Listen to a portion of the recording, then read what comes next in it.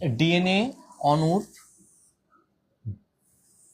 দ্বি হেলিক্স বা double helix যে কাঠামো আছে সেটার জনক কে? এই প্রশ্নটা অনেকবার বিভিন্ন চাকরি পরীক্ষা আসছে। তার মধ্যে আমি যদি বলি যে ডিএনএ জিনিসটা কি, ডিএনএ জিনিসটা কি, এই ডিএনএ সম্পর্কে আমাদের একটা ভালো ধারণা থাকা লাগবে। কারণ ডিএনএ হচ্ছে মানুষের যে জৈবিক যে গঠন এবং জিনগত যে বৈশিষ্ট্য সেইটা ধারণ করে। এবং এটা হচ্ছে মানুষের, মানব শুধু মানব মানব না, বিভিন্ন প্রাণীর শরীরে হচ্ছে ডিএনএ আছে। তো আমি মনে করি এই বিশেষ করে মানুষের শরীরে যে ডিএনএ আছে সেটা ডিএনএটা মূলত ডবল হেলিক্স। ডবল হেলিক্স জিনিসটা কি এই জিনিসটা একটু ক্লিয়ার করে। যে একটা ছবি আছে দেখেন, এই ছবিতে হচ্ছে এই যে এটা একটা ফিতা টাইপের একটা বিষয় আছে, এই একটা, আর একটা হচ্ছে এইখানে হচ্ছে আর একটা ফিতা টাইপের জিনিস আছে। তাহলে দেখেন দুটো ফিতা পেঁচায়ে পেঁচায়ে একটার সাথে আর একটা পেঁচায়ে পেঁচায়ে একটা তলের মতো তৈরি করছে। হ্যাঁ, এইটাকে বলা হচ্ছে কি মূলত ডবল হেলিক্স বা ডি হেলিক্স আর কি। তো এখানে দেখেন এর মধ্যে এই ডিএনএর গঠনটা কিন্তু ইন্টারনাল গঠনটা এরকম। তো এখানে কি কি আছে? এখানে চারটা জিনিস আছে: অ্যাডেনিন, থায়ামিন, গুয়ানিন, সাইটোসিন, তাই না? এই চারটা জিনিস আছে। তো আপনারা যারা যারা যারা যুক্ত হয়েছেন এই পেজে একটু কমেন্ট করেন, কে কোথা থেকে দেখছেন। সবাই একটু একটু কমেন্ট করলে আমরা বুঝতে পারবো যে কে কে কে কোথা থেকে দেখছেন। শুধু তা না, আপনাদের আমার সাথে একটু রেসপন্স করবেন, তাহলে আমার ক্লাসটি নেওয়াতে সুবিধা হবে। এবং রাইট অ্যান্সারটা যেটা সেইটাও আপনারা একটু কমেন্ট করবেন, কমেন্ট করে জানাবেন এবং হাইলাইট করে দিবেন। শুধু হাইলাইট না, আপনার হচ্ছে এটা শেয়ার করে দিবেন। হ্যাঁ, ওকে। তাহলে আমরা এই ডিএনএ অণু সম্পর্কে আমরা জানলাম কি দুটো ফিতার মতো জিনিস পেঁচানো থাকে এই ডিএনএ অণুতে, এবং চারটা জিনিস থাকে। একটা হচ্ছে অ্যাডেনিন, থায়ামিন, গুয়ানিন, সাইটোসিন, তাই না? তো এই চারটা জিনিস এই ডিএনএ অণুতে থাকে। তো আমরা আরেকটু দেখবো যে আসলে ডিএনএ অণুর এর ভিতর কি কি থাকে। শুধু চারটা জিনিস বাদেও আরো বেশ কিছু জিনিস থাকে। তো আমি বলি এইখানে এইখানে হচ্ছে ডিএনএ এর পূর্ণরূপ আছে। হ্যাঁ, এর পূর্ণরূপটা হচ্ছে, এটাও একটা চাকরি পরীক্ষার জন্য ইম্পর্টেন্ট। ডিঅক্সি, ডিএনএ হচ্ছে কি deoxy deoxy ribo nucleic acid. Ribo nucleic acid দুটো বিষয় আছে, একটা আরএনএ আছে আর ডিএনএ। তো ডিএনএ এর পূর্ণরূপটা হবে ডিঅক্সি রাইবো নিউক্লিক অ্যাসিড। তো এই ডিঅক্সি রাইবো নিউক্লিক অ্যাসিড বা ডিএনএ, আপনারা জানেন ডিএনএ টেস্ট করা হয় মানুষের জিনগত বৈশিষ্ট্য বা চারিত্রিক বৈশিষ্ট্য বা অপরাধ শনাক্তকরণের জন্য ডিএনএ টেস্ট করা হয়। তো দেখেন এই ডিএনএর ক্ষেত্রে ডিঅক্সি রাইবো নিউক্লিক অ্যাসিডে কি কি থাকে? প্রথমত তিনটা জিনিস থাকে। দেখেন ডিঅক্সি রাইবোজ শর্করা বা গ্লুকোজ টাইপের একটা কিছু, তারপর থাকে কি নাইট্রোজেন বেজ, তারপর ফসফেট গ্রুপ, এই তিনটা থাকে। তাহলে কি বললাম যে ডিঅক্সি রাইবোজ শর্করা, নাইট্রোজেন বেজ আর ফসফেট গ্রুপ, এই তিনটা জিনিস থাকে। এরপর এই নাইট্রোজেন বেজের আবার হচ্ছে দুইটা টাইপ থাকে। এগুলো কিন্তু পরীক্ষার জন্য ইম্পর্টেন্ট যে নাইট্রোজেন বেজ কি কি থাকে। একটা হচ্ছে পিউরিন বেজ, আর একটা হচ্ছে pyrimidine base, pyrimidine base, purine base এবং পাইরিমিডিন বেজ। তো এখানে এই পিউরিন বেজের মধ্যে দুটো অংশ থাকে, একটা হচ্ছে অ্যাডিনিন যাকে আমরা এ দ্বারা প্রকাশ করব, আর একটা থাকবে গুয়ানিন অর্থাৎ জি দ্বারা প্রকাশ করব। তো এটা হচ্ছে পিউরিন বেজ হচ্ছে অ্যাডেনিন এবং গুয়ানিন দিয়ে তৈরি। তাহলে পিউরিন বেজ হচ্ছে অ্যাডেনিন এবং গুয়ানিন দিয়ে তৈরি। আর সাইটোসিন এবং থাইমিন, সাইটোসিন এবং থাইমিন এটা মূলত হচ্ছে পাইরিমিডিন বেজ, পাইরিমিডিন বেজ। তাহলে আমরা জেনে ফেললাম চারটা জিনিস এজিসিটি অর্থাৎ অ্যাডেনিন, গুয়ানিন, সাইটোসিন আর থাইমিন। আচ্ছা, তো এই ক্ষেত্রে আমরা যে আগের স্লাইডটাতে দেখলাম যে কোনটা কার সাথে যুক্ত হয়। আচ্ছা,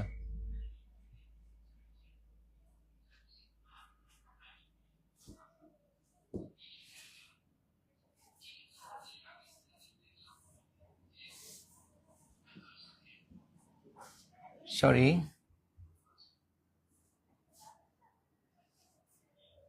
হ্যাঁ ওকে।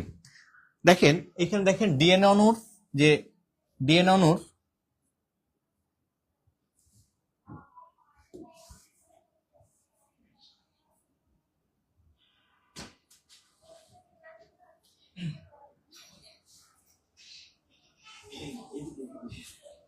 ও সরি,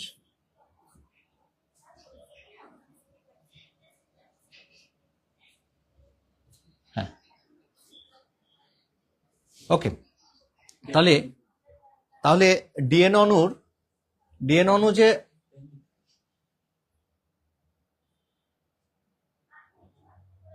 হ্যাঁ ডিএনএ অণুর যে দুইটি যে জোড়া তৈরি হবে, হ্যাঁ দুইটি যে জোড়া তৈরি হবে, এই ক্ষেত্রে দেখেন অ্যাডিনিন আর থাইমিন একসাথে, এ আর টি, এই দুটো যুক্ত হয়ে কি হবে একটা, এই যে যে সিঁড়ির এখানে যে সিঁড়িগুলো যদি চিন্তা করেন, তাহলে সিঁড়ির যে ধাপগুলো তৈরি হবে, একটা হচ্ছে কি অ্যাডিনিন এবং থাইমিন নিয়ে কালার আলাদা আলাদা করে দেওয়া আছে। দেখেন এইখানে হচ্ছে একটা কালার, এই যেমন এইটা অ্যাডিনিন, এটা হচ্ছে থাইমিন, তাহলে এইখানে অ্যাডিনিন, এটা হচ্ছে থাইমিন দিয়ে একটা ইয়া তৈরি হচ্ছে, মানে গ্রুপ তৈরি হয়েছে এই। এবং আরেকটা হচ্ছে গুয়ানিন, অর্থাৎ জি আর সাইটোসিন, এটিজিসি, অর্থাৎ এই গুয়ানিন এবং সাইটোসিন মিলিয়ে কিন্তু আর একটা অংশ গঠিত হয়েছে। এইভাবেই কি হবে, মানে এই যে আপনার হচ্ছে ডিএনএটা গঠিত হয়। তো দেখেন এই এটা বোঝাটা খুবই ইম্পর্টেন্ট। দেখেন যে এখানে যে দুটো ফিতা এক অপরের সাথে পেঁচায়ে যে ডিএনএটা তৈরি হয়েছে, এই ডিএনএটা হচ্ছে মূলত কি ডবল হেলিক্সের প্রসেস, ডবল হেলিক্স প্রসেস। তো এখানে এর উত্তরটা হবে কি, তাহলে কি এই ডিএনএ অণু যে ডি হেলিক্স কাঠামোর যে এটা তৈরি করছেন মূলত হচ্ছে, বা এই ধারণাটার প্রথম ইয়ে করেন হচ্ছে ওয়াটসন এবং ক্রিক। তো আপনারা কমেন্ট করেছেন একজন যে বগুড়া থেকে দেখতেছেন, ধন্যবাদ, অনেক দূর থেকে দেখেন। এই যে এই টিউটোরিয়ালের জন্যই কিন্তু আপনারা এত দূর থেকে এই ক্লাসগুলো করতে পারতেছেন। হ্যাঁ, তারপর হচ্ছে মাহফুজা আক্তার বর্ষা 1-2 উত্তর দিয়েছিলেন, অর্থাৎ ওয়াটসন এবং ক্রিক, এই প্রশ্নের উত্তরটা দিয়েছিলেন। আচ্ছা, ধন্যবাদ। অনেকে যুক্ত হচ্ছেন, আস্তে আস্তে আপনারা একটু শেয়ার করে দেন, তাহলে আবার আমরা হচ্ছে পরের পেজে চলে যাই। দেখেন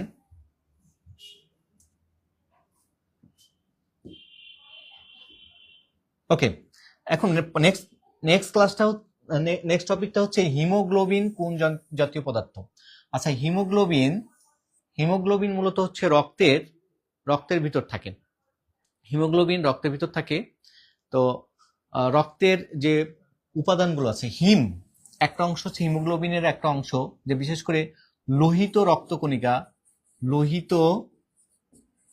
যে কণিকা আছে, রক্তকণিকা, এই লোহিত রক্তকণিকার ভিতর এই প্রধান উপাদান হচ্ছে হিমোগ্লোবিন। আর হিমোগ্লোবিনের এবং এর দুটো অংশ আছে, একটা হচ্ছে হিম অংশ, আর একটা হচ্ছে গ্লোবিন অংশ। হিম অংশ এবং গ্লোবিন। এই হিম অংশটা মূলত এই হিম অংশটার জন্য রক্তটা যে লাল দেখায় এটা মূলত হিম অংশটার জন্য। তো এবং গ্লোবিন অংশটা, এখানে মোট যে হিমোগ্লোবিনের ভিতর 4% হচ্ছে হিম অংশ, আর 96% অর্থাৎ 96% হচ্ছে কি গ্লোবিন অংশ। তো এই হিম অংশ মূলত রক্তের লাল, এই হিম অংশটার জন্য লাল দেখায়, অর্থাৎ লৌহ জাতীয় পদার্থের জন্য কি হয়, এইটা রক্তটা বা যে হিমোগ্লোবিন অংশটা লাল, অর্থাৎ রক্তটা লাল দেখায়। হ্যাঁ, রাইট। তাহলে কি হিমোগ্লোবিন হচ্ছে কোন জাতীয় পদার্থ যদি বলা হয়, এটা মূলত লৌহ জাতীয় পদার্থ।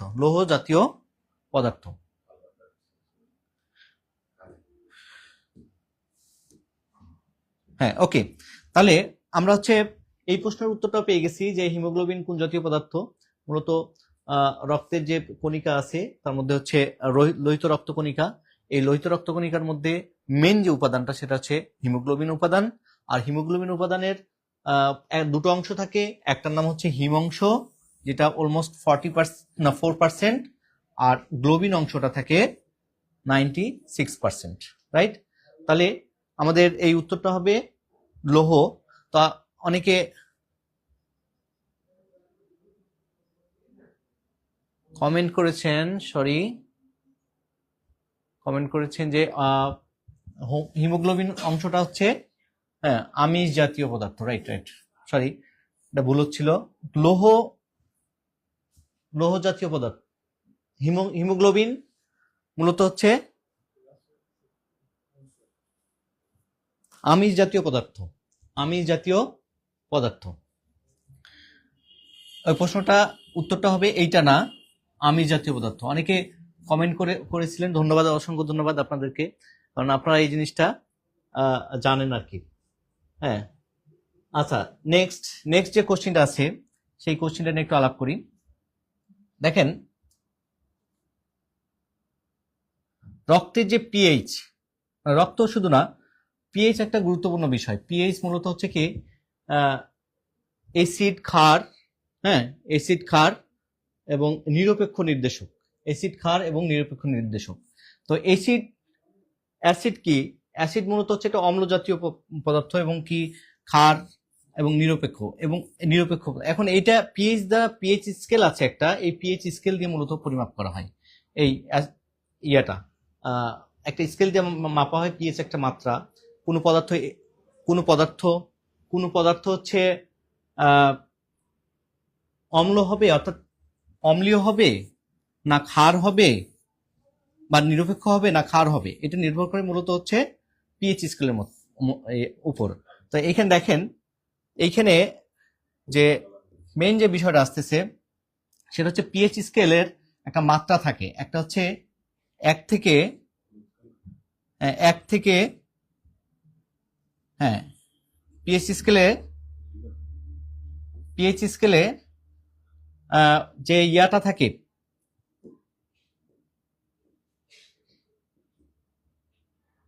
কি সমস্যা হলো?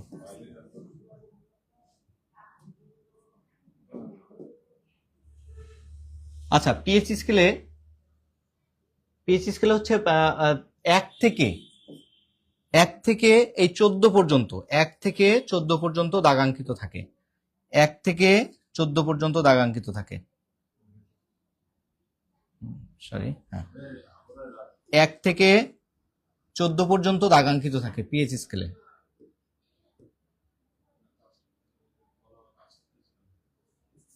হ্যাঁ, এবার কাজ করতেছে।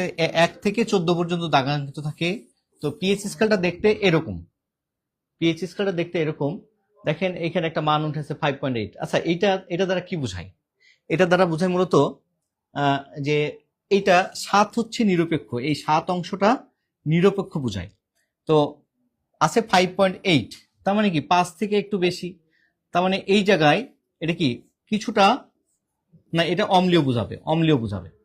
তার মানে যদি 7-এর খুব কাছাকাছি হয় কিছুটা ঈষৎ অম্লীয় বোঝাবে। আর যদি 8 থেকে এখানে যদি এইদিকে একটা স্কেল হচ্ছে অম্লীয়, এই পাশের অংশগুলো বোঝাবে ক্ষারীয়। তার মানে পিএইচ স্কেলে যদি বলা হয় 7 দাগে আছে, অর্থাৎ এখানে যদি 7 উঠে থাকে তাহলে বোঝা যাবে কি এটা নিরপেক্ষতা নির্দেশ করতেছে, না অম্লীয় না ক্ষারীয়। ওকে, তো এখানে দেখেন যে অম্লীয় যে পদার্থগুলো, হ্যাঁ কোনগুলো অম্লীয় পদার্থ, রাইট? তো আপনারা এই চিত্রে যদি দেখেন, খেয়াল করেন, এইটা হচ্ছে পানি। সাধারণত এই প্রশ্নগুলো কিন্তু পরীক্ষায় আসতে পারে, সম্ভাবনা থাকে।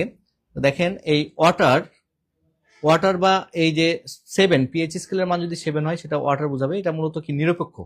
এই নিরপেক্ষ বলেই আমরা হচ্ছে কি আমরা এই পানি সাদরে গ্রহণ করতে পারি বা খেয়ে স্বাচ্ছন্দ্য বোধ করি।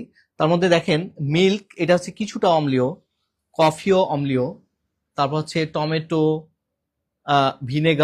ভিনেগারের পিএইচ এর মাত্রা হচ্ছে 3, হ্যাঁ এটাও কিন্তু অম্লীয়। তারপর লেমন বা যেটা আমরা কমলা লেবু ইয়ে করি তার পিএইচ এর মাত্রা হচ্ছে 2। তারপর স্টোমাক যে পেটের ভিতর যে অ্যাসিডিক অনেক বিষয় থাকে যার পিএইচ এর মাত্রা হচ্ছে 1।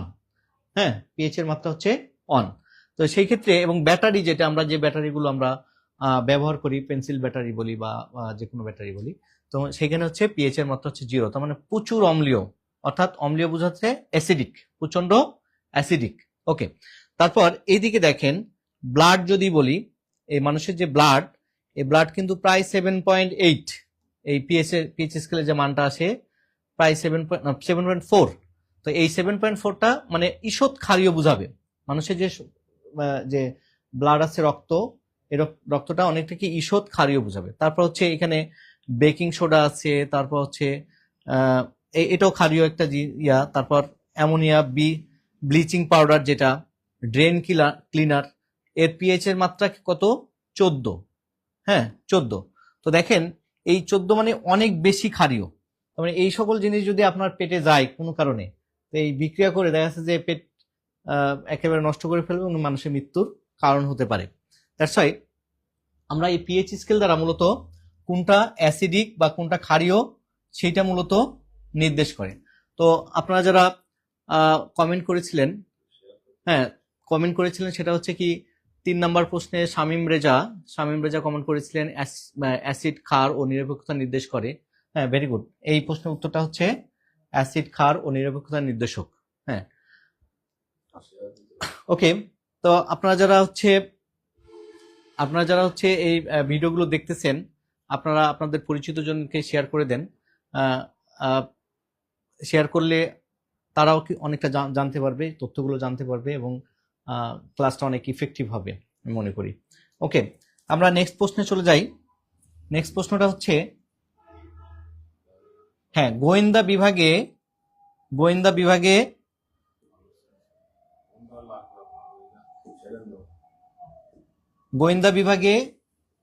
নিম্নের কোন রাশিটি গোয়েন্দা বিভাগে নিম্নের কোন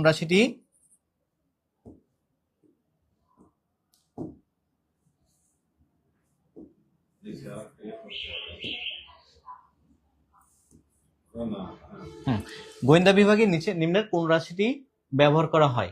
রাইট।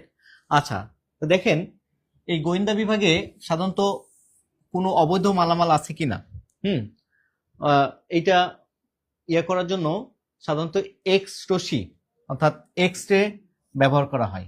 তো এক্স রে ব্যাপারটা হচ্ছে, এক্স রে এর একটা মিনিং আছে। এক্স রে, এক্স হচ্ছে রঞ্জন রশ্মি বলা হয় বা অজানা রশ্মি। এক্স রশ্মি হচ্ছে রঞ্জন রশ্মি বা অজানা রশ্মি। তো এক্স রে কিভাবে তৈরি হয় এবং কি আমরা যে বিভিন্ন যে বুকের এক্স রে করি বা হাড়ের ফাটল নির্ণয় বা যদি কোনো জায়গায় ফেটে যায় বা কোনো কিছু হয়, সেটা আমরা এক্স রে করে সেটা বের করি। দেখেন এখানে হচ্ছে এক্স রেটা উৎপাদন প্রক্রিয়াটা হচ্ছে অত্যধিক উচ্চ, এটা একটা টিউব। হ্যাঁ, তো এখানে যখন অতি উচ্চ গতি সম্পন্ন ইলেকট্রন কোনো অ্যানোডকে আঘাত করে, তখন এখান থেকে অজানা একটা রশ্মি বের হয়। অতি উচ্চ গতিসম্পন্ন ইলেকট্রন, এই যে এগুলো হচ্ছে ইলেকট্রন, এই অ্যানোডকে, অর্থাৎ এটা একটা ধাতব পাত, এই ধাতব পাতকে যখন আঘাত করবে তখন এখান থেকে কিছু অজানা রশ্মি নির্গমন হয়। এই রশ্মিগুলো কি মূলত, কি এক্স রে।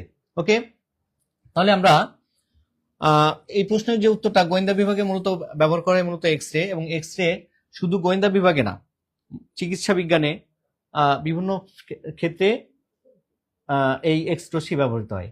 তো এক্স রশ্মি বিজ্ঞানী রনজেন্ট, হ্যাঁ, এটা মূলত আবিষ্কার করেন। রাইট। ওকে, তাহলে আমরা নেক্সট প্রশ্নে চলে যাই। খেয়াল করেন যে বিচ্ছিন্ন অবস্থায় একটি পরমাণুর শক্তি বেশি না কম? ওকে, তো আমরা দেখি এখানে যে বিচ্ছিন্ন অবস্থায় একটা পরমাণুর ভিতর নিউক্লিয়াসের ভিতর অসংখ্য না অনেক শক্তি থাকে।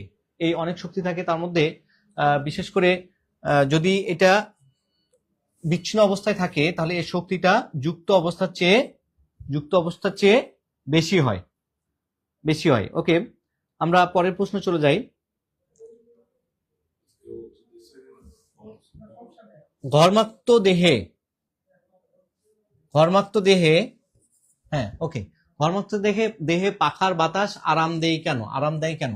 আচ্ছা, আমরা যখন আহ গরমকালে, বিশেষ করে গরমকাল বা বর্ষাকালে বায়ুতে প্রচুর পরিমাণ জলীয় বাষ্প থাকে, অর্থাৎ আর্দ্রতা, আর্দ্রতা বেশি থাকে, আর্দ্রতা বেশি থাকে, রাইট? বায়ুমণ্ডলে কি থাকে? আর্দ্রতা অনেক বেশি থাকে। এই আর্দ্রতা বেশি থাকার কারণে, অর্থাৎ বায়ুতে জলীয় বাষ্প পরিমাণ বেশি থাকার কারণে কি হয়, হচ্ছে মূলত আমরা ঘেমে যাই। আর ঘামলে, বিশেষ করে ঘামার মূল কারণটা হচ্ছে আমাদের শরীরের যে লোমগুলো থাকে, লোমকূপে থেকে ওই পানিগুলো বের হয়ে যায়। তো বিশেষ করে যে ঘর্মাক্ত দেহে আমরা যখন ঘেমে যাই তখন আমাদের অস্বস্তি লাগে। এই অস্বস্তি থেকে আমরা যদি পাখা দিয়ে হোক বা ফ্যানের বাতাস আমরা ইয়া করি বা এসির বাতাস আমরা নিই, সেই ক্ষেত্রে আমাদের কি হবে, বাষ্পায়নটা দ্রুত হবে এবং শরীর শীতল হবে, শীতল হবে। তার মানে ঘর্মাক্ত দেহ পাখার বাতাস আরামদায়ী, মূল কারণ হচ্ছে এই বাষ্পায়নটা তার মূল কারণ। অর্থাৎ শীতল হওয়ার মূল কারণ হচ্ছে বাষ্পায়ন, বাষ্পায়নটা দ্রুত হয়ে যায়, ঘামটা শুকায় যায় দ্রুত এবং আমরা বেশি আরামদায়ক বোধ করি। তো এখানে যারা কমেন্ট করেছিলেন তারা হচ্ছে শামীম রেজা, বাষ্পায়নের কারণে শীতলতার সৃষ্টি হয়। তারপর ইমরান হাসান ইমন 6 গ উত্তর দিয়েছেন। আপনারা এই ভিডিওটা দ্রুত শেয়ার করে দেন, কারণ হচ্ছে আপনাদের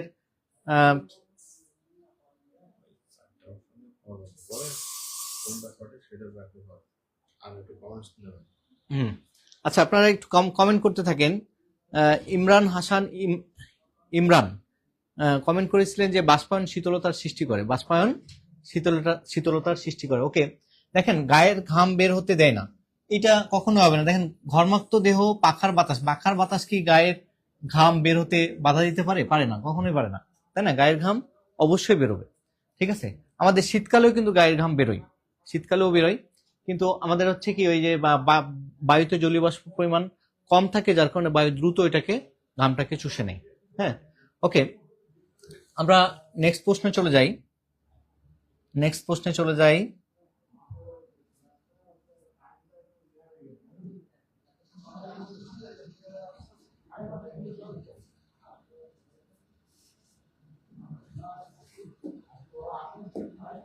দেখেন এই প্রশ্নটা খুবই মজার একটা প্রশ্ন।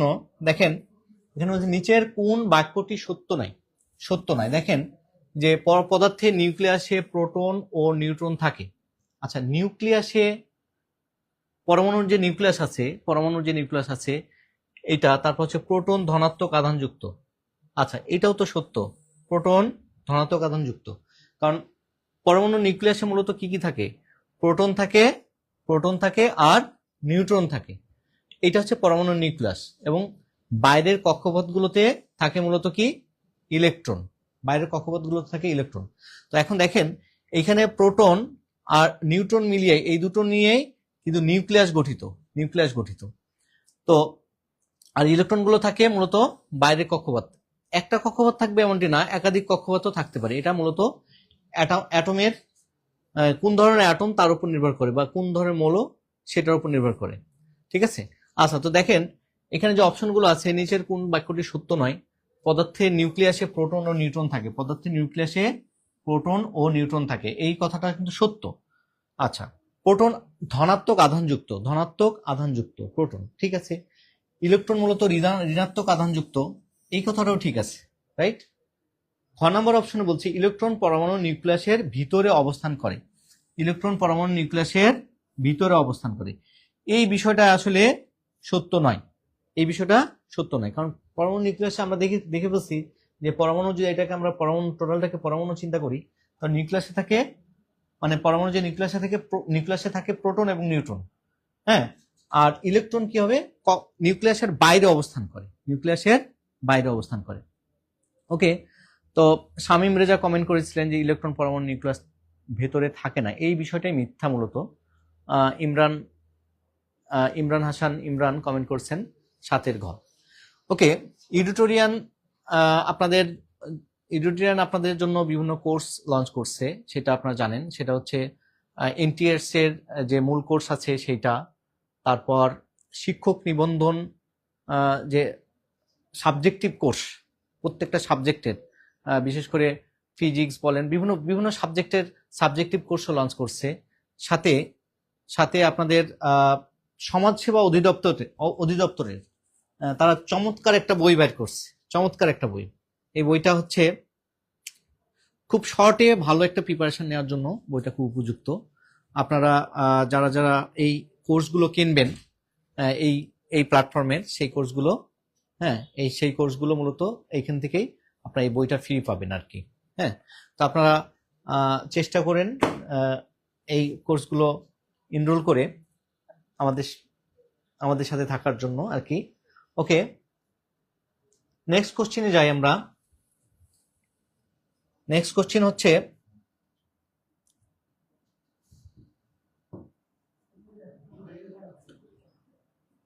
নেক্সট কোশ্চেন হচ্ছে আমাদের হচ্ছে কোন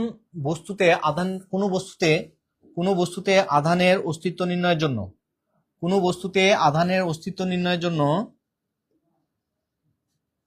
আধানের অস্তিত্ব নির্ণয় করার জন্য কোন যন্ত্র ব্যবহার করা, মানে কোন নির্ণয়ের জন্য যন্ত্র হলো কি। আচ্ছা, আধান বলতে আমরা চার্জ বুঝি। এই চার্জ হতে পারে ধনাত্মক চার্জ, হতে পারে ঋণাত্মক চার্জ, রাইট? ধনাত্মক চার্জ, ঋণাত্মক চার্জ। কোন বস্তুতে আধানের অস্তিত্ব নির্ণয় করার জন্য আমরা মূলত এখানে তড়িৎ বীক্ষণ যন্ত্র ব্যবহার করব, রাইট? ওকে, এখানে দেখেন অ্যামিটার, ভোল্টমিটার, অণুবীক্ষণ যন্ত্র, এই বিষয়গুলো নিয়ে একটা কথা বলার আছে। দেখেন, অ্যামিটারটা হচ্ছে মূলত একে এ দ্বারা প্রকাশ করা হয়। এটাকে যদি আমি অ্যামিটার বলি, এই অ্যামিটার মূলত কারেন্ট পরিমাপ করার জন্য ব্যবহৃত হয়। ঠিক আছে, অ্যামিটার কারেন্ট পরিমাপ করার জন্য ব্যবহৃত হয়। তারপর ভোল্টমিটার ব্যবহৃত হয়, একে ভি দ্বারা প্রকাশ করা হয়। ভোল্টমিটার ব্যবহৃত হয় মূলত ভোল্টেজ পরিমাপ করার জন্য। হ্যাঁ, ভোল্টেজ পরিমাপ করার জন্য। আর অণুবীক্ষণ যন্ত্র এইটা ব্যবহৃত হয় মূলত ছোট জিনিসকে, যেগুলো মাইক্রোস্কোপিক জিনিস, অনেক ক্ষুদ্র জিনিস, এইটাকে বড় আকারে দেখার জন্য। দ্যাটস ওয়াই আমরা বলতে পারি যে অণুবীক্ষণ যন্ত্র ছোট জিনিসকে বড় আকৃতির দেখার জন্য, ভোল্টমিটার হচ্ছে ভোল্টেজ মাপার জন্য, আর অ্যামিটার ব্যবহার করা হয় কারেন্ট মাপার জন্য। তাহলে এইখান থেকে বাকি যে চারটা অপশন আছে, চারটা অপশনের মধ্যে যে ঘ নম্বর অপশনটা, যে কোনো বস্তুতে আধানের অস্তিত্ব নির্ণয়ের জন্য যে যন্ত্র ব্যবহার করা হয়, এটা অটোমেটিক বোঝা যাচ্ছে কি তড়িৎ বীক্ষণ যন্ত্র, রাইট? তো দিন ইসলাম কমেন্ট করছেন, স্যার সুন্দর ক্লাস হচ্ছে, বেস্ট অফ লাক। ওকে, ধন্যবাদ দিন ইসলামকে। তারপর হচ্ছে আপনারা একটু কমেন্ট করলে উত্তরগুলো আমরা আপনাদের মাধ্যমেই ভালো জানতে পারবো আর কি। আমি সাথে সাথে বেশ কিছু জিনিস আলোচনা করে দেব। দেখেন, এই ক্ষেত্রে এখানে দেখেন একটা আমি তড়িৎ বীক্ষণ যন্ত্র এখানে অ্যাড করছি। এখানে কি কি থাকে? একটা তড়িৎ বীক্ষণ যন্ত্রে থাকে একটা অ্যালুমিনিয়াম ফয়েল বা ধাতব পাত, সেটা হতে পারে লোহার, টিনের বা হচ্ছে স্বর্ণের পাত হতে পারে। এখানে একটা পাত থাকে, তারপর কপার ওয়্যার থাকে, এখানে কয়েক দিয়ে আটকানো থাকে, মানে এর সাথে সরাসরি তার দিয়ে কানেক্টেড হতে পারবে আর কি। এবং মেটাল ডিস্ক থাকে। যখন অন্য কোনো পদার্থ, চার্জিত পদার্থ যখন এখানে আসবে, আমরা জানি কি সমধর্মী চার্জ পরস্পরকে বিকর্ষণ করে। যদি পজিটিভ চার্জ বলি, তাহলে কি হবে? পরস্পরকে কি করবে? বিকর্ষণ, রাইট? আর বিপরীতধর্মী চার্জ পরস্পরকে কি করবে? আকর্ষণ করবে। আমি যদি বলি ধনাত্মক চার্জ, এখানে একটা ধনাত্মক চার্জ, একটা হচ্ছে ঋণাত্মক চার্জ এই পাশে আছে। তাহলে এই ধনাত্মক চার্জ এবং ঋণাত্মক চার্জ কি করবে? পরস্পরকে আকর্ষণ করবে, রাইট? ওকে, আর সমধর্মী চার্জ সেটা হতে পারে সেটা নেগেটিভ অথবা পজিটিভ, এটা পরস্পরকে কি করবে? বিকর্ষণ করবে, রাইট? তাহলে সমধর্মী চার্জ পরস্পরকে বিকর্ষণ করবে, আর বিপরীতধর্মী চার্জ পরস্পরকে আকর্ষণ করবে। তো এই কারণে যখন এখানে কোনো চার্জের অস্তিত্ব আসে তখন এই পাতটা হয় কাছাকাছি চলে আসে অথবা দূরে চলে যায়, রাইট? তাহলে আধানের অস্তিত্ব নির্ণয় করার জন্য আমরা এই তড়িৎবীক্ষণ যন্ত্র ব্যবহার করি, রাইট? ওকে, তাহলে ইমরান কমেন্ট করেছেন 8 ঘ, অর্থাৎ কোন বস্তুতে আধানের অস্তিত্ব নির্ণয় করার জন্য মূলত এই তড়িৎবীক্ষণ যন্ত্রই ব্যবহার করা হয়। ওকে, আমরা নেক্সট স্লাইডে চলে যাই।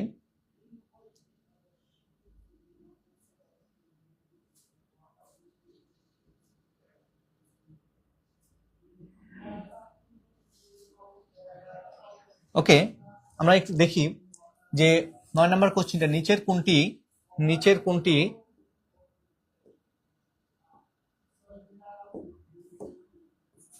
আচ্ছা, নিচের কোনটি বেকিং পাউডারের মূল উপাদানের সংকেত?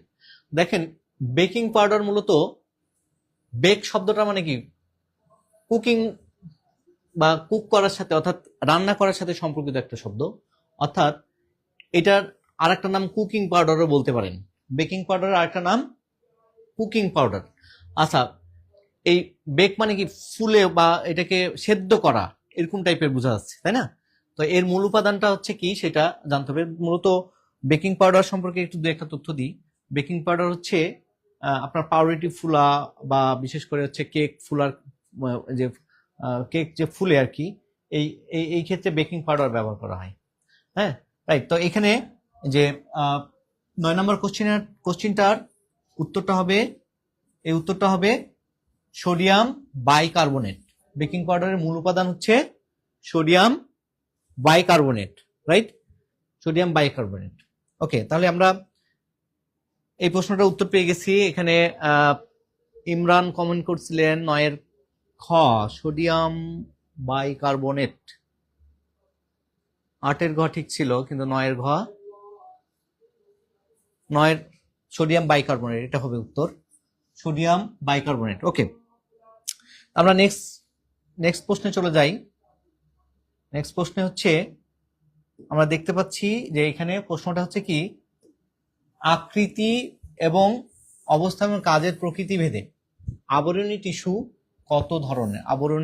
কত ধরনের? আচ্ছা, এখানে আসেন যে টিস্যু কি জিনিস, এই জিনিসটা জানা দরকার। টিস্যু কি জিনিস? টিস্যু হচ্ছে কিছু কোষের সমষ্টি, হ্যাঁ, যারা একই ধরনের কাজ করে। বিশেষ করে যেমন মানুষের মধ্যে যারা মানুষ আছে, কিছুজন শিক্ষকতা করে, তারপর কিছুজন ব্যবসা করে, কিছুজন চাকরি করে, অন্যান্য চাকরি, কিছুজন মনে করেন যে কৃষি কাজ করে। তো একটা গ্রুপ, হ্যাঁ। তো মানব শরীরে যে কোষগুলো আছে, এই কোষগুলো, হ্যাঁ, বিভিন্ন কোষ বিভিন্ন কাজ করে। তার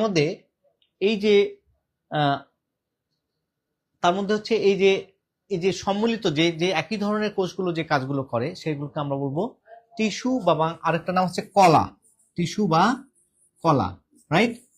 এই টিস্যু বা কলার কাজ হচ্ছে একই ধরনের, মানে এক ধরনের কিছু কিছু কোষ একটা নির্দিষ্ট পরিমাণ বা একটা নির্দিষ্ট টাইপের কাজ করে। এই টাইপটা হচ্ছে কি, হ্যাঁ, এই টিস্যু, তখন আমরা তাদেরকে বলবো টিস্যু। আচ্ছা, ওকে, এখন টিস্যুর বিভিন্ন প্রকারভেদ আছে, তার মধ্যে আবরণী টিস্যু, হ্যাঁ, আবরণী টিস্যু একটা বিশেষ টাইপ হচ্ছে আবরণী টিস্যু।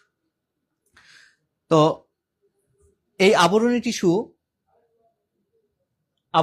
হচ্ছে মূলত তিন ধরনের। দেখেন এখানে 3টা চিত্র দেখতে পাচ্ছেন, একটা হচ্ছে এই একটা, 3টা চিত্র দেখতে পাচ্ছেন।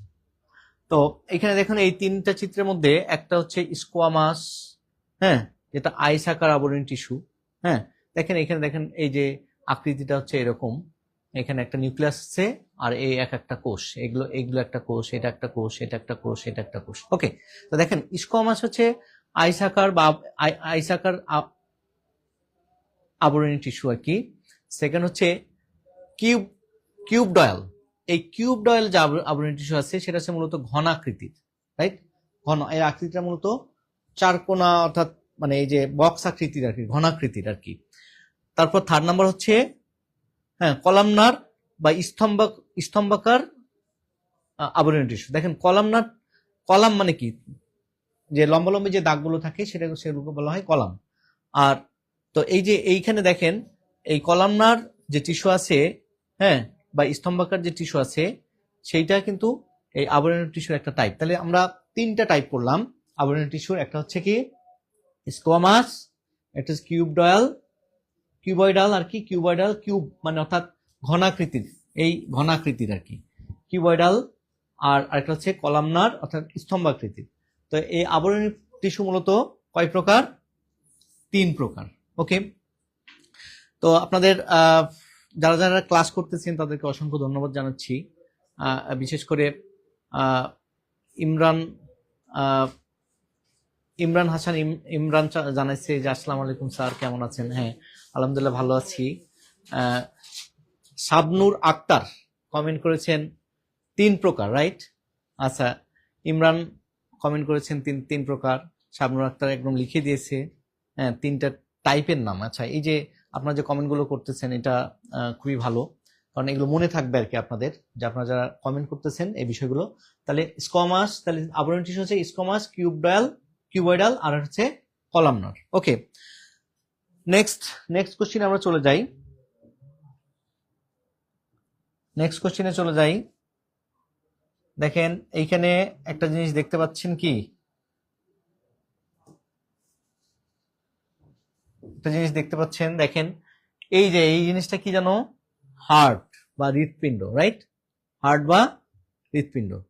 তো দেখেন প্রশ্নটা হচ্ছে কি, হৃৎপিণ্ড কোন ধরনের পেশি দ্বারা গঠিত? হৃৎপিণ্ড কোন ধরনের পেশি দ্বারা গঠিত? এখানে দেখেন কিছু পেশি আছে ইচ্ছা মতো নাড়ানো যায়, যেমন আমাদের হাতের বাহু একেবারে সুন্দর করে নাড়াতে পারতেছি, তার মানে কি আমরা ইচ্ছা, আমাদের জিহ্বা, আমরা কথা বলছি যখন, তখন কি হচ্ছে, সুন্দর করে নাড়াতে পারতেছি, তার মানে কি এটা হচ্ছে আমাদের ঐচ্ছিক টিস্যু। এটা এই টাইপটা হচ্ছে কি ঐচ্ছিক, ইচ্ছা মতো আমরা কি করতে পারতেছি, নাড়াতে পারতেছি, রাইট? সেকেন্ড যেটা হচ্ছে অনৈচ্ছিক যে পেশি আর কি, এই পেশিগুলো কি, হ্যাঁ, চাইলে ইচ্ছাকৃত নাড়ানো যায় না, যেগুলো আমাদের বিশেষ করে দেহের অভ্যন্তরে থাকে, সে যে টিস্যুগুলো, সেগুলো কি চাইলে আমরা নাড়াতে পারি না, বিশেষ ধরনের ঐচ্ছিক টিস্যু। তো আমরা তাহলে বিশেষ করে হার্টের যে ধরনের পেশি থাকে, সেই পেশিটা হচ্ছে মূলত বিশেষ ধরনের অনৈচ্ছিক পেশি। হ্যাঁ, শাবনুর আক্তার কমেন্ট করেছিলেন অনৈচ্ছিক পেশি। শুধু অনৈচ্ছিক পেশি না, এটার উত্তর হবে বিশেষ ধরনের অনৈচ্ছিক পেশি। এদেরকে অনেক সময় হৃদপেশি বলেও বলা হয় আর কি, হৃদপেশি, রাইট? হৃদপেশি। তাহলে কি হৃৎপিণ্ডে কোন ধরনের পেশি দ্বারা গঠিত যদি প্রশ্ন আসে, সে উত্তরটা হবে কি হৃদপেশি। তা এখন দেখেন আপনাদের হার্ট সম্পর্কে একটু আইডিয়া থাকা ভালো। হার্টের মূলত 4টা অংশ থাকে, 4টা। একটা হচ্ছে এই পাশে একটা অংশ দেখতে পাচ্ছেন, এই পাশে একটা অংশ দেখতে পাচ্ছেন, এই পাশে একটা অংশ দেখতে পাচ্ছেন, এই পাশে একটা অংশ দেখতে পাচ্ছেন। তো উপরের যে অংশগুলো সেগুলো হচ্ছে, হ্যাঁ, অলিন্দ, বলা হয় কি অলিন্দ, রাইট? আর নিচের যে অংশগুলো দেখবেন সেগুলো হচ্ছে কি নিলয়। তো 4টা অংশ আছে বললাম, তাহলে একটা বাম অলিন্দ, একটা ডান অলিন্দ, আর আরেকটা হচ্ছে কি বাম নিলয়, ডান নিলয়, রাইট? এই 4টা অংশের এই 4টা প্রকোষ্ঠ মিলিয়ে আমাদের এই হার্টটা গঠিত হয়, রাইট? তো এই প্রশ্নটাও ইম্পর্টেন্ট যে হার্ট মূলত কয়টা প্রকোষ্ঠ নিয়ে গঠিত হয়? তো 4টা প্রকোষ্ঠ নিয়ে গঠিত হয়। কয়টা? 4টা, রাইট? 4টা প্রকোষ্ঠ বা অংশ নেই, মোট অংশ হচ্ছে হার্ট তৈরির 4টা আর কি অংশ নিয়ে গঠিত হয়। এখন দেখেন আপনাদের একটু কমেন্টগুলো দেখি। যে শাবনুর আক্তার বলছে কি কার্ডিয়াক পেশিও বলা হয়। হ্যাঁ, ঠিক আছে, হৃদপেশি বা কার্ডিয়াক পেশি, ভেরি গুড, ভালো একটা অ্যান্সার করছেন। যে হৃৎপিণ্ড মূলত কার্ডিয়াক পেশি নিয়ে গঠিত। ওকে, আপনারা যারা অ্যাক্টিভ আছেন খুবই ভালো, অন্তত এই ক্লাসটা ভালো করে বুঝতে পারতেছেন আর কি, বলেই কমেন্ট করতেছেন। ওকে, এরপর আমরা নেক্সট কোশ্চিনে চলে যাই। নেক্সট কোশ্চিনটা হচ্ছে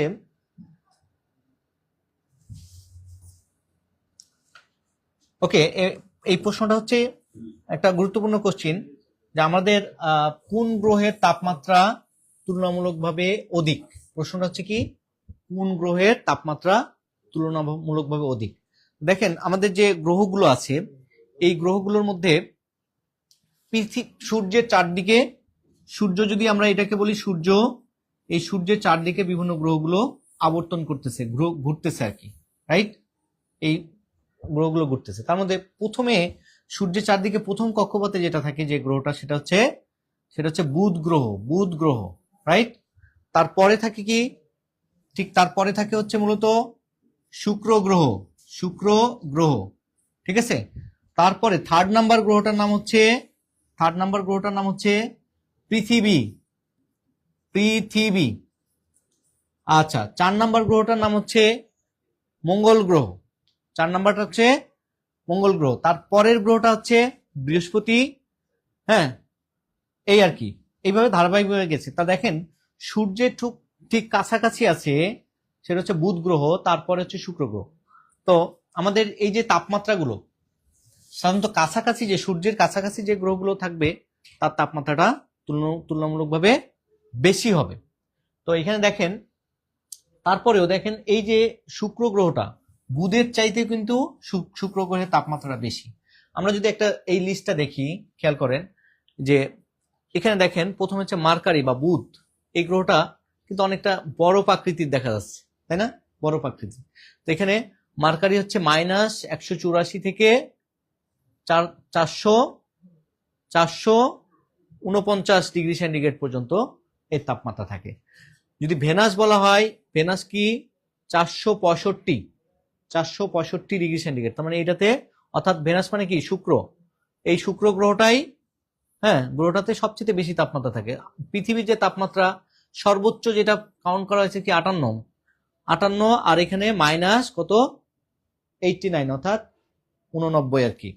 ওকে, তাহলে এরপর হচ্ছে মার্স, যেটা মঙ্গল গ্রহ, তার তাপমাত্রা হচ্ছে -123 থেকে 36 ডিগ্রি। আর হচ্ছে জুপিটারের জন্য জুপিটার কত -153 ডিগ্রি। স্যাটার্ন বা যেটা শনি গ্রহ -184 ডিগ্রির কাছাকাছি আর কি, এটাও -184, এবং নেপচুনের যেটা, সেটা হচ্ছে -223। মানে সূর্য থেকে অনেক দূরে হওয়ার কারণে, তাপমাত্রাটা অনেক কম। তাহলে ফাইনালি যেটা আমি বলতে চাচ্ছি, যে এই আকৃতিগুলো যদি আপনি দেখেন, যে এরকম একটা কোশ্চিন আসে যে পৃথিবীর আকৃতি, পৃথিবীর যে কালার, সেটা হচ্ছে কি নীল। এই যে দেখেন নীল কালারের। আরেকটা আছে নীল, কিন্তু এখানে সবুজ অভাব নীল, মানে সবুজ কিছুটা আবার কি সবুজ আছে, গাছপালার কারণে এটা সবুজ দেখায়। তাহলে এখানে দেখেন একজন কমেন্ট করছেন, খুব ভালো একটা, শাবনুর আক্তার কমেন্ট করেছেন যে বৃহস্পতি সব থেকে বৃহত্তর গ্রহ, একে গ্রহরাজও বলা হয়। হ্যাঁ, ভালো একটা তথ্য দিয়েছেন, বৃহস্পতি গ্রহটা সবচেয়ে বড়, মানে জুপিটার, জুপিটার সবচেয়ে বড় গ্রহ, রাইট। আচ্ছা দেখেন, তাহলে এই যে ভেনাসকে আগুনের কালার দেখা যাচ্ছে, আগুনের কালার, তার মানে কি এটা সবচেয়ে বেশি তাপমাত্রা কত 465, রাইট। তাহলে আমরা এই ইয়াটা জেনে ফেললাম আর কি, যে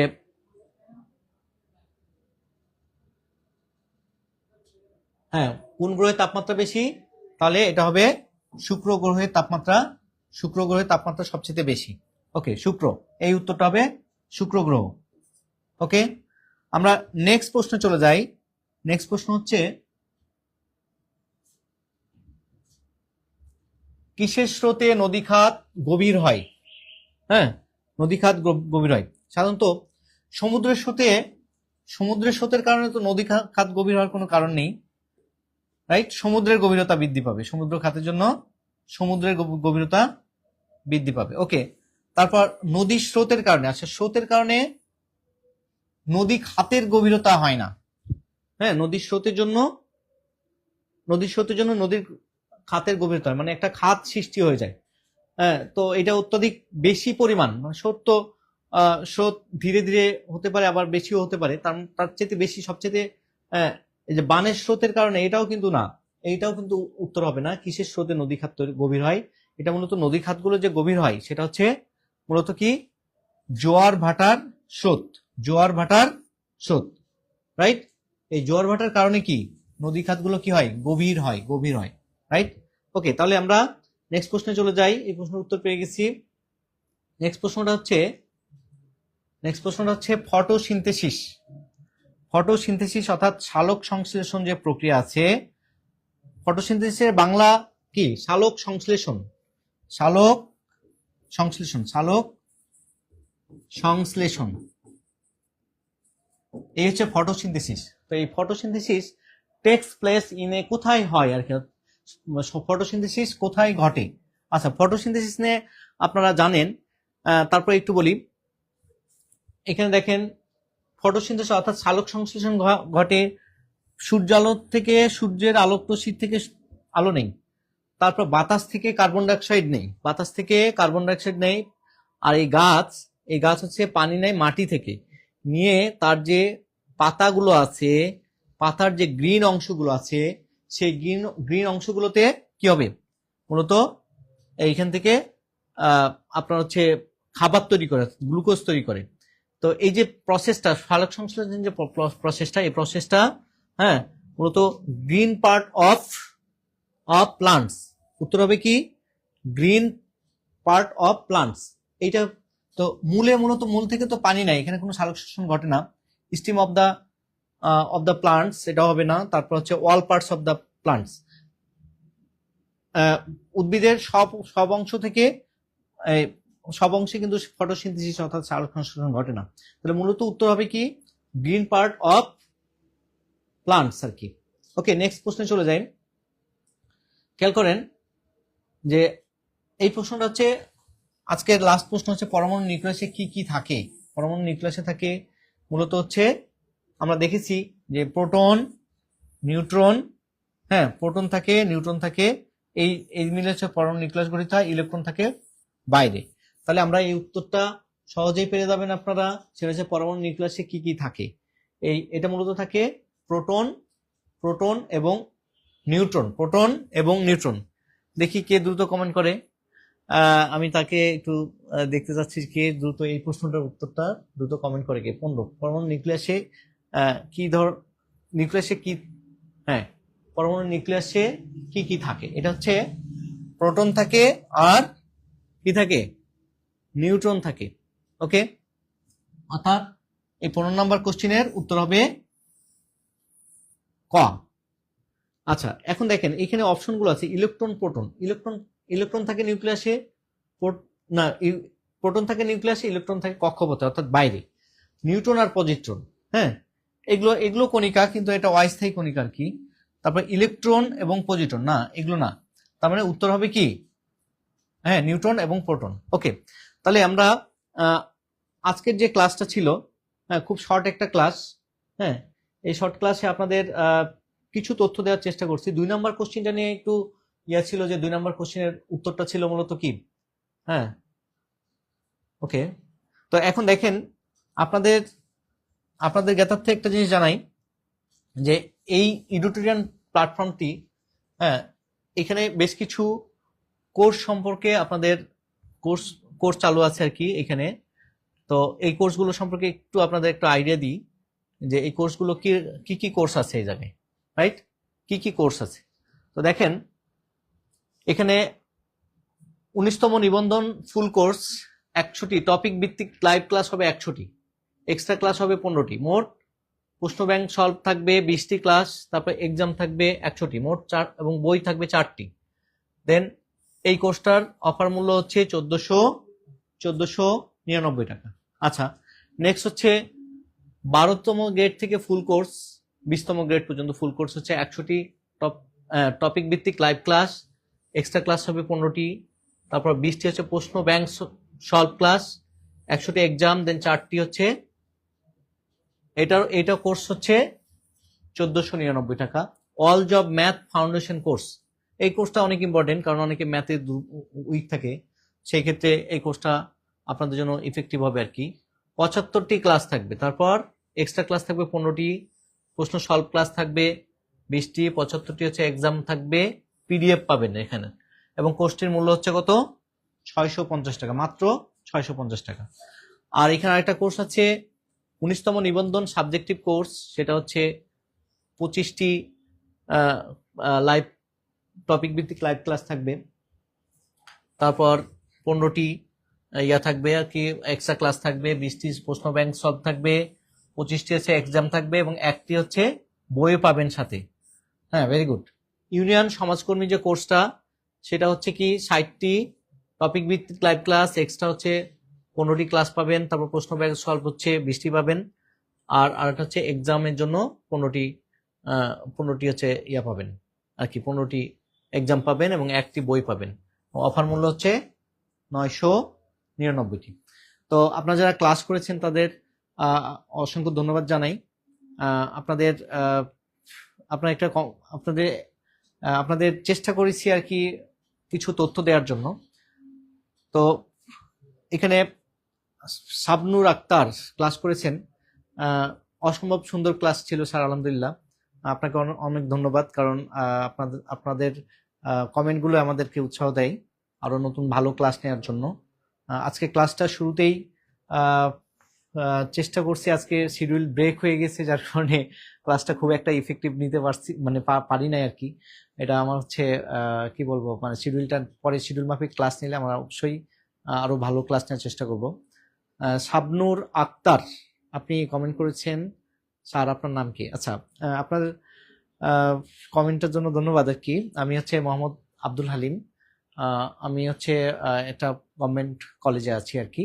ডাকনাম রাজ, কে একজন জহিরুল ইসলাম হায়াত। হ্যাঁ, উত্তর দিয়ে মানে রাজ নামটা জানেন? হ্যাঁ, ওকে। অনেক বিশ্লেষণমূলক ক্লাস ছিল আলহামদুলিল্লাহ। শাবনুর আক্তার, ইমরান হাসান অনেকগুলো লাভ দিয়েছেন, ভালো। আপনাদের এই কমেন্টগুলোর জন্য আপনাদের অসংখ্য ধন্যবাদ জানাচ্ছি। আর আপনারা যারা হচ্ছে এই কোর্সগুলো সম্পর্কে জানতে চান এবং কি কোর্সগুলো নিতে চান, এটা খুব স্বল্প মূল্যে ভালো কিছু ক্লাস পাচ্ছেন, যেটা এবং সেখান থেকে আপনি অনেক কিছু শিখতে পারবেন। তো আপনাদের এই বলে আমার ক্লাসটা শেষ করতেছি। সবাই ভালো থাকবেন। হ্যাঁ, আসসালামু আলাইকুম।